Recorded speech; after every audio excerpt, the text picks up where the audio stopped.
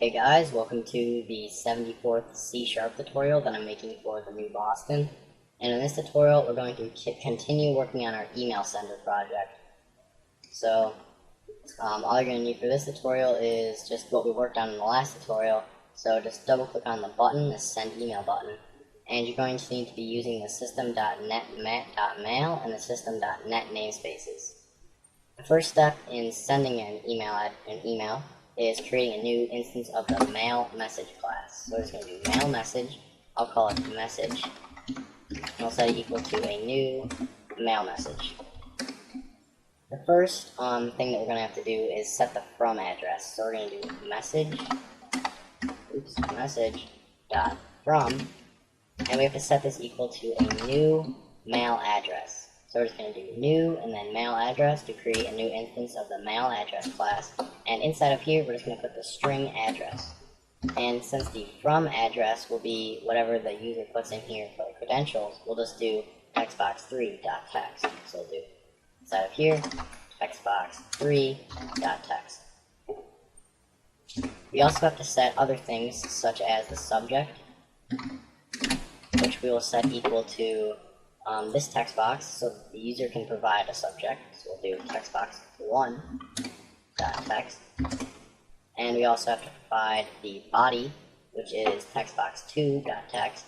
So we'll do message.body equals textbox2.text. And the last thing that we're going to have to do inside of this, or with this message class, is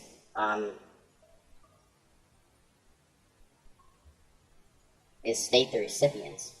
And we cannot do just message.to equals the recipients, because first of all, we have to provide a collection, and second of all, the user can provide multiple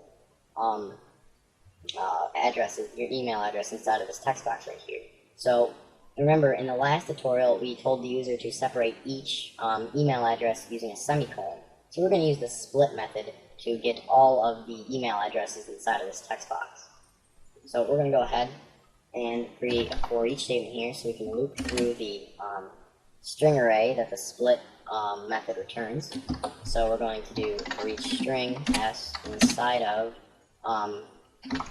what it returns. So we'll do textbox5.text.split, and remember we're going to be splitting at the semicolon.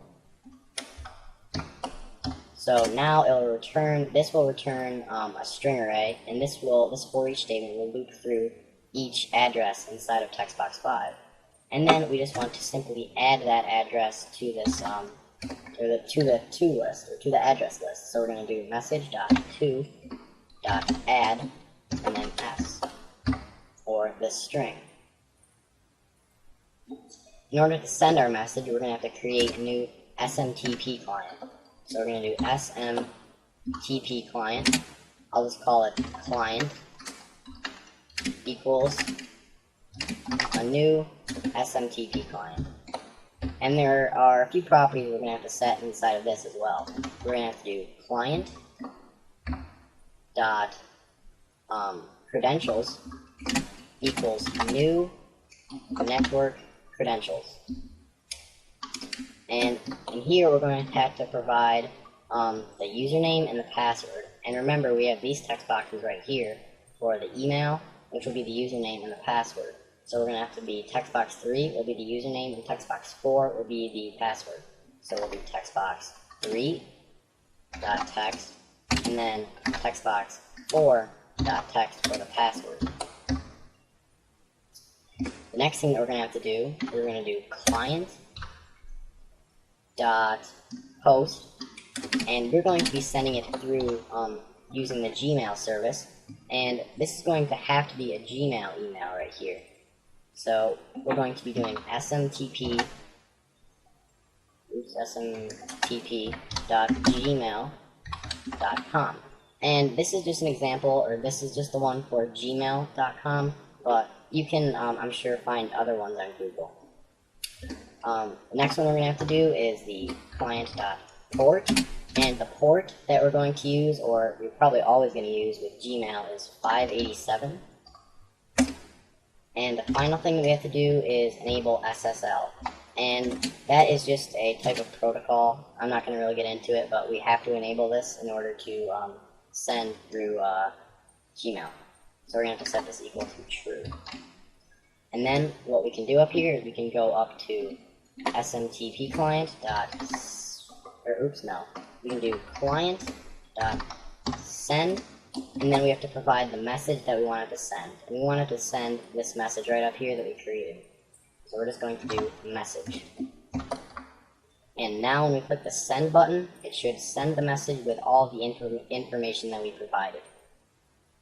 In the next tutorial, we're going to get into checking this and cleaning up our application to make it look a little bit nicer.